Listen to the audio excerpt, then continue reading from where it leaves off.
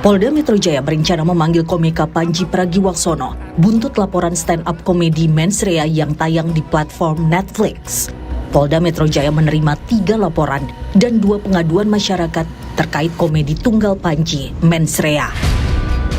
Polisi telah memeriksa pelapor serta meminta keterangan 10 saksi dan ahli.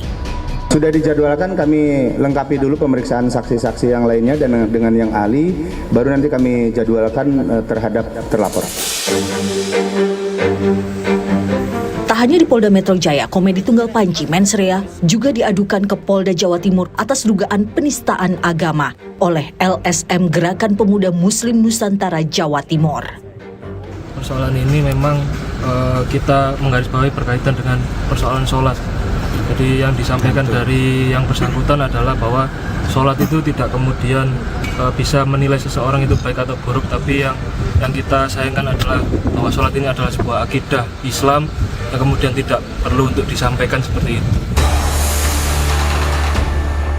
Kabid Humas Polda Jawa Timur Kombes Jules Abraham Abbas menyatakan SPKT Polda Jatim belum menerima laporan terkait Panji, namun membenarkan ada yang masuk ke Polres Malang Kota 13 Januari lalu. Belum ada pelaporan, jadi SPKT tidak menerima pelaporan terkait Panji. Tapi di Polres Malang Kota dilaporkan Panji.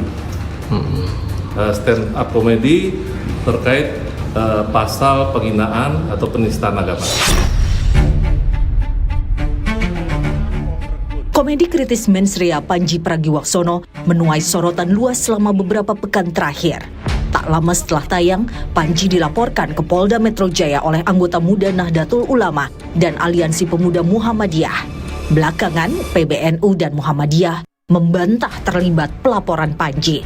Mereka menyebut pelapor tidak merepresentasikan sikap kedua organisasi keagamaan di tanah air itu. Terkait rencana pemanggilan Panji, Guru Besar Fakultas Hukum UII Mahfud MD berpendapat polisi tidak seharusnya terburu-buru. Kata Mahfud, Panji tidak bisa dipidanakan karena alasan legalitas. Kalau Panji ini mau dilaporkan dengan KUHP baru, kan ini sudah diucapkan sebelum berlakunya KUHP baru. Persis. Berarti belum ada asas legalitasnya.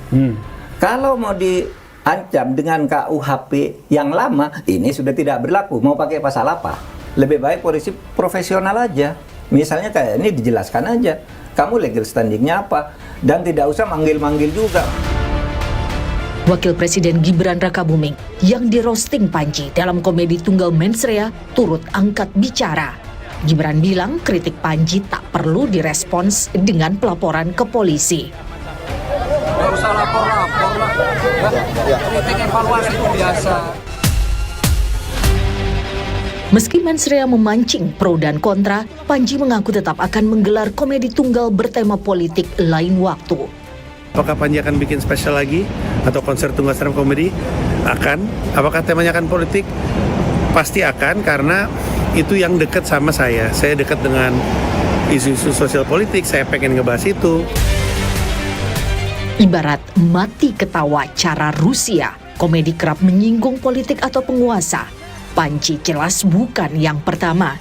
Sebelum kemunculan fenomena komedi tunggal, banyak grup komedi tanah air dikenal kritis. Bahkan sebagian anggotanya merupakan aktivis politik. Kalau komedi dan komedian bisa dipidana, jangan-jangan tak ada lagi orang mau ketawa.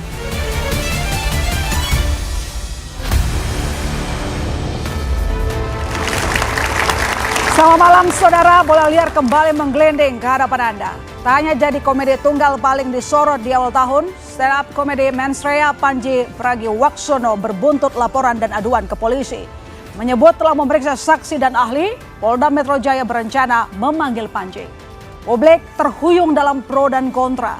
Soal materi komedi, ada yang menuding Panji body shaming dan menista agama. Sebagian lain menilai komedi Panji syarat kritik nan bernas. Muncul pertanyaan, apakah komedi tunggal Mensrea yang dibawakan Panji layak dipidanakan? Apa sebaiknya sikap polisi memproses laporan atau sebaliknya menghentikan prosesnya? Saudara, inilah Bola Liar bersama saya, Magister Tarigan.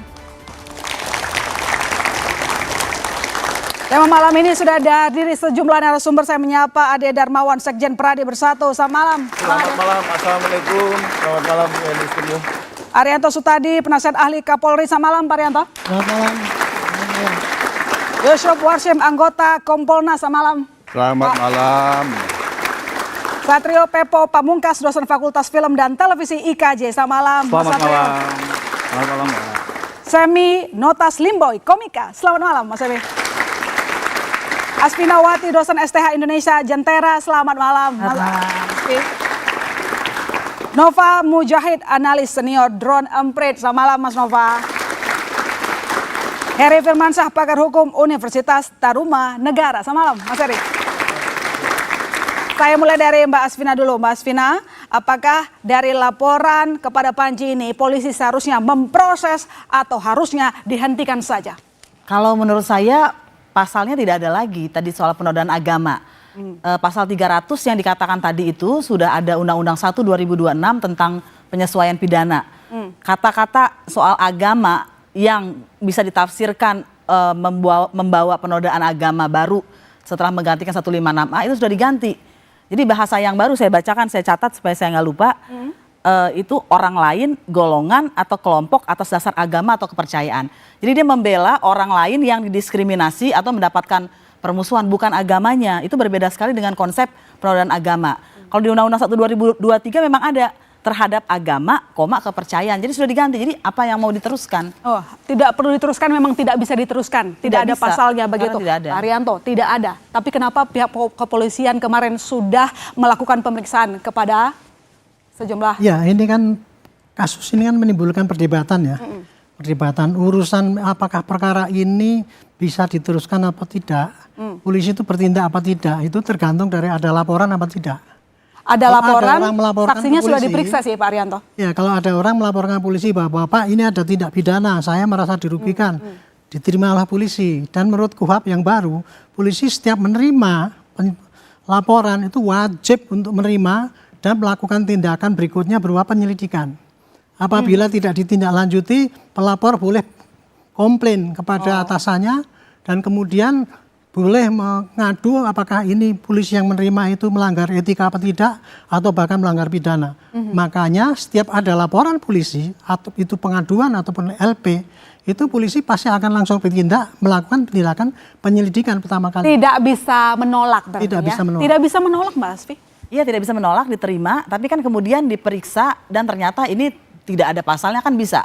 Kemudian dihentikan. Dan kalau kita lihat beritanya, kalau berita itu benar klarifikasi ya. Dan ada beberapa kasus klarifikasi, misalnya ada ketua Serikat Buruh pada saat itu, Kasbi, pernah dipanggil juga untuk klarifikasi. Dan kemudian perkara dihentikan gitu. Bahkan kita tahu ada surat perintah penghentian penyidikan. Jadi saya setuju memang setiap orang yang melapor harus diproses, tapi tidak berarti harus dilanjutkan ke penuntutan. Meskipun kan kita lihat sudah diperiksa saksi ahli, kemudian apakah ini bisa dihentikan nanti oleh pihak kepolisian atau gimana? Ya bisa, kan ada gelar perkara gitu ya. Jadi jadi kan yang harus dipahami sebetulnya kepolisian punya sarana, punya wewenang dan punya tugas mendidik masyarakat sebagai asumsinya mereka penegak hukum, harusnya tahu hukum gitu kan.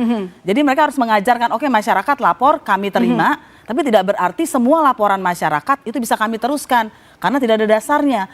Kan di dalam percakapan hak asasi manusia ada yang namanya ketersinggungan. Jadi ini nggak terjadi di Indonesia saja, di banyak negara. Karena orang tersinggung, orang kemudian mencari pasalnya dan kemudian orang masuk pidana. Ketersinggungan tidak cukup tentu saja, orang boleh tersinggung, itu hak mereka. Mereka berhak untuk melapor, tapi polisi juga punya kewajiban untuk mendidik masyarakat juga. Untuk mengatakan misalnya ini ada undang-undang baru, sudah tidak ada lagi konsep seperti itu di dalam hukum Indonesia. Jadi dari awal menurut Anda sebenarnya pihak kepolisian bisa langsung menolak tanpa melanjutkan ke pemeriksaan dari saksi dan juga ahli, keterangan ahli. Iya, atau tunggu dulu? Ya, kalau menurut saya dia memang menerima laporan, dicatat gitu ya, surat tanda penerimaan laporan. Tapi bisa saja dengan mekanisme mereka kemudian menutup perkara itu, misalnya dengan gelar perkara. Atau kalau mereka yakin sendiri ya nggak perlu juga gitu kan, karena diasumsikan penegak hukum juga orang yang ahli. Ini kan ada aduan dan juga laporan begitu. Bedanya berpengaruh nggak kira-kira? Ya sebetulnya kan begini, tergantung pasalnya itu pasal aduan atau tidak. Kalau yang digunakan saya baca 300, benar yang 300 atau yang 240 yang tentang kebencian dia bukan aduan, begitu ya. Tapi lagi tadi nggak cocok pasalnya itu dengan perbuatannya, karena perbuatannya itu sebetulnya mengambil dari pasal 20 ayat 2 Kovenan Hak Sipil Politik yang sudah menjadi hukum Indonesia dengan Undang-Undang 12 2005, yaitu melindungi orang agar tidak ada hate speech ya. Jadi orang mendapatkan ujaran kebencian, serangan karena hanya semata agamanya atau etnisnya atau bangsanya, kebangsaannya. Ya, nggak cocok pasalnya, Mas. Penodaan agama, nggak ada pasalnya yang cocok. Kalau dikatakan nggak ada pasalnya, ya itu kan jelas pasal 300, itu pasal yang baru ya. Ada 242 KUHP, terus ada 243 KUHP. Ini kan delik umum, siapapun bisa melaporkan. Saya mengkoreksi sedikit bahwa bukan tidak ada pasalnya, tetapi diperketat. Artinya dampak. Kita berbicara dampaknya itu seperti apa? Apakah terjadi kerusuhan di dalam masyarakat? Yang nyata. Nah ini penambahannya. Jadi kalau dikatakan nggak ada pasalnya, nggak ada kerusuhannya mungkin, Mbak. Itu yang paling penting. Bahwa kemudian katakanlah saudara Panji ini adalah seorang kreator komika. Saya cuma mau menyampaikan di sini bahwa saya sangat senang dengan demokrasi melalui budaya dan seni. Itu adalah satu cerminan kemajuan satu bangsa, bahwa tidak hanya mengkritik melalui harus demonstrasi, tetapi juga seni dan budaya karena kita kaya. Tapi perlu diingat di sini bahwa ketika kita mengambil materi-materi, yang paling harus kita jaga adalah ada nggak sih yang tersinggung? Kan itu persoalannya. Kan masih ada delik aduannya. Delik aduannya juga masih ada, dan itu juga ada di KUHP yang baru. Kemudian ada nggak sih yang tersinggung ketika kita katakanlah seperti ini. Kalau kita mengambil contoh bahwa agama tertentu, terus kemudian karena kita adalah multikultur, kita harus menyadari juga di mana kita hidup. Di sini bukan Amerika, ya kan? Amerika pun itu rasis kok. Saya bilang Amerika nggak rasis, rasis banget justru. Itu yang pengalaman. Nah, kemudian kalau kita berkomedi, yang perlu dijaga kan menurut saya adalah kaum disabel. Ya, ini paling sering nih komika nih. Ini maaf nih, ya kan? Ini sekedar saran saja. Apakah bisa kita masih banyak kok materi-materi yang lebih lucu tanpa harus fisik, body shaming, ya kan? Terus kemudian latar belakang agama. Nah, ini yang paling riskan nih. Karena Indonesia ini kita harus sadari, walaupun Islamnya liberal gitu loh. Tetapi kita harus sadari bahwa Indonesia ini multikultur loh juga. Nah, bahasa-bahasa ini kita harus jaga, apalagi membawa budaya dan kesukuan satu daerah ya. Nah, ini yang harus kita jaga nih teman-teman komika nih.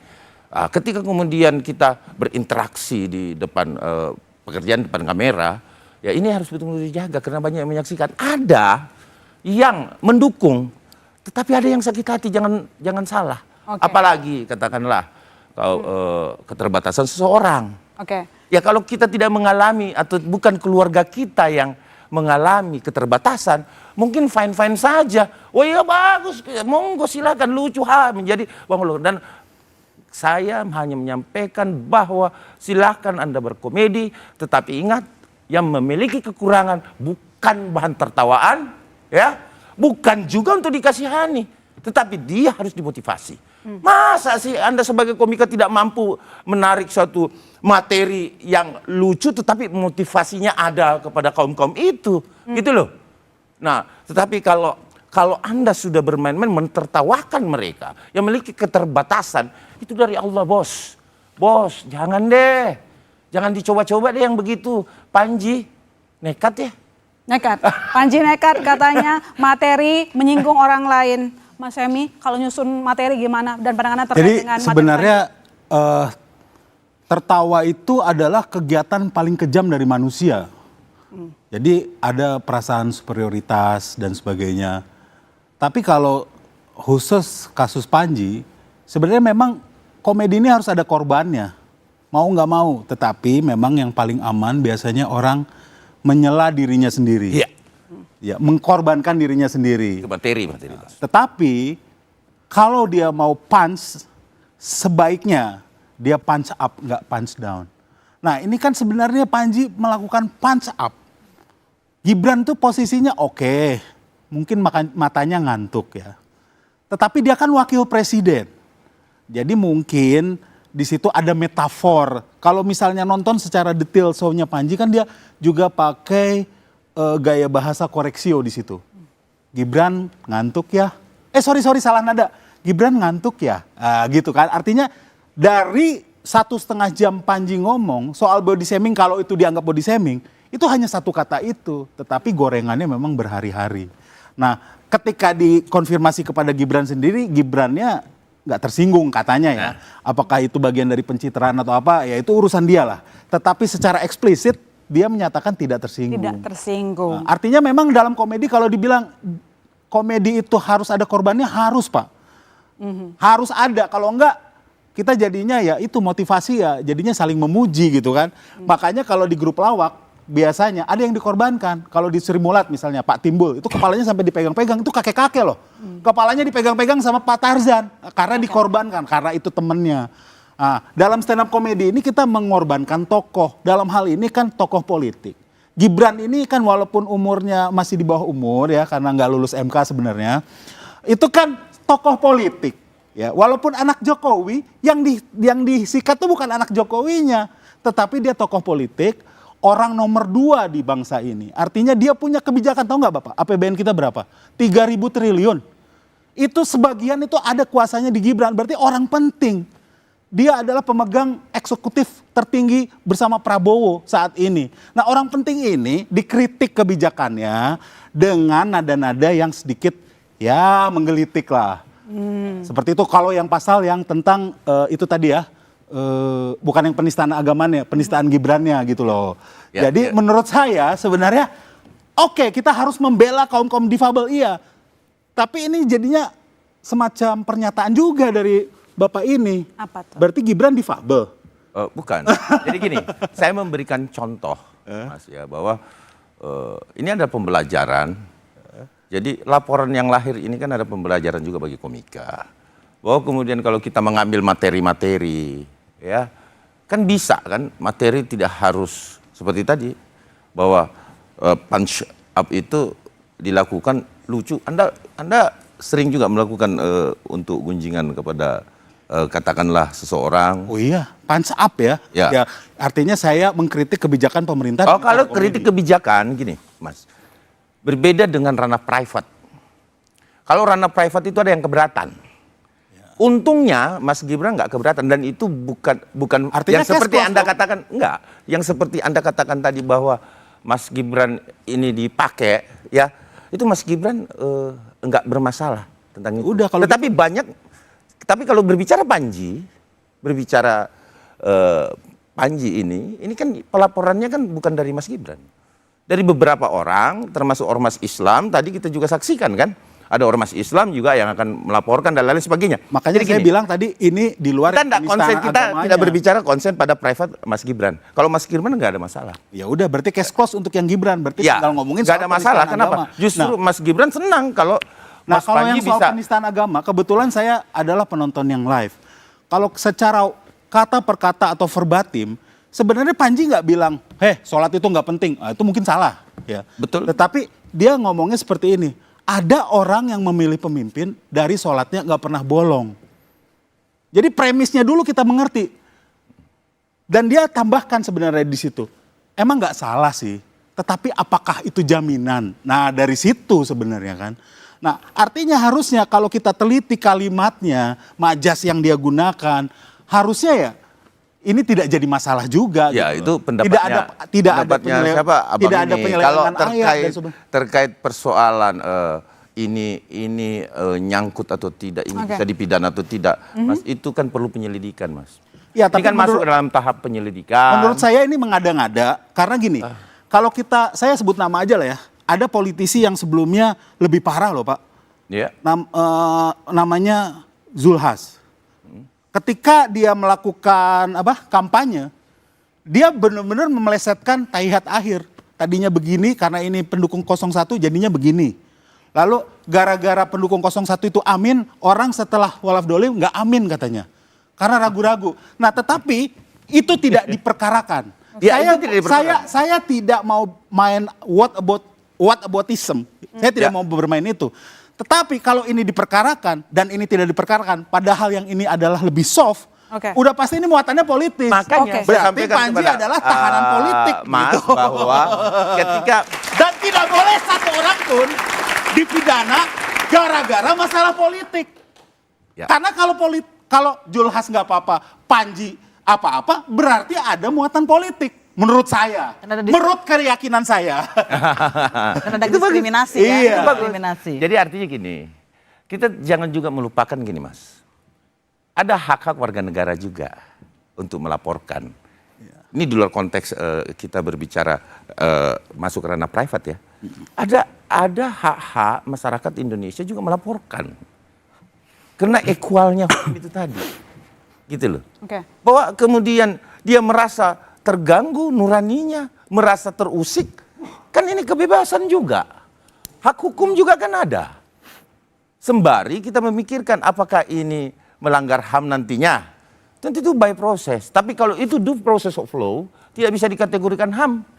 Tidak bisa dikategorikan diskriminatif. Tidak bisa Mas. Kenapa? Karena due process of law. Artinya secara hukum ada yang berkeberatan, ada yang melaporkan, ya diproses. Jangan salahin polisi. Polisi di sini hanya memproses. Ada laporan, dia lihat memenuhi unsur. Nah, kok yang salah polisinya? Baik. Coba Mas Heri, kira-kira apakah unsur pidananya kuat dalam pelaporan terhadap Panji?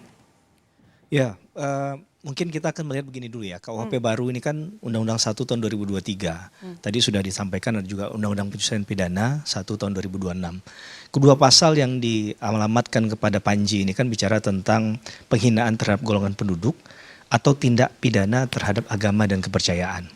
Nah kalau kita lihat ketentuan ini ada di KUHP lama. Di 156A dulu mungkin mohon izin kasusnya Pak Ahok begitu kan. Kemudian juga ada di dalam pasal 160 dan di situ ada putusan Mahkamah Konstitusi juga. Yang harus diingat bahwa ketika bicara penghasutan misalnya, ini bukan delik formil lagi tapi delik material. Maka perlu ada akibat. Nah ini kan ranah yang kalau dalam konteks hukum harus dibaca secara lengkap ya, komprehensif. Kita tidak hanya menilai apakah ini masuk unsur atau tidak. Karena kalau membaca KUHP dan KUHP itu tidak hanya KUHP saja. Karena itu hanya materialnya. Tapi kita membaca dengan KUHP-nya juga. Nah KUHP di Undang-Undang 20 tahun 2025 itu bahkan pedoman pemidanaan dan lain sebagainya yang diatur dalam KUHP itu di semangatnya dalam KUHP juga diatur hal yang sama. Bahwa bicara tentang penegakan hukum tidak hanya bicara tentang kepastian hukum, tapi ada keadilan.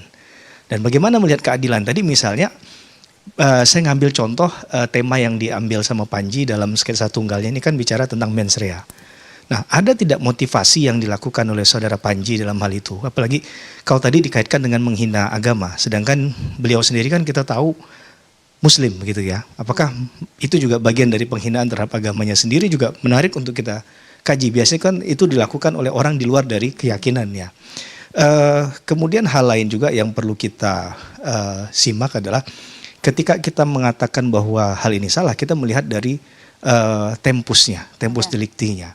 Bahwa kejadian itu di Desember 2025, di mana berlaku efektifnya KUHP yang baru, Undang-Undang 1 tahun 2023 itu adalah 2 Januari 2026. Nah, apakah kemudian tempus ini pun menjadi perhatian nantinya? Nah, bagaimana ketika kita mengatakan bahwa ini adalah delik pidana, perbuatan pidana dengan melihat perbuatan itu diketahui atau perbuatan itu ketika dilakukan. Baik. Coba saya ke Pak Yusuf. Jadi apakah pelaporan terhadap Panji merupakan political trial seperti keyakinan Mas Semi ini ada unsur politiknya? Jangan dijawab dulu, kami segera kembali saudara. Tetap di Bola Liar.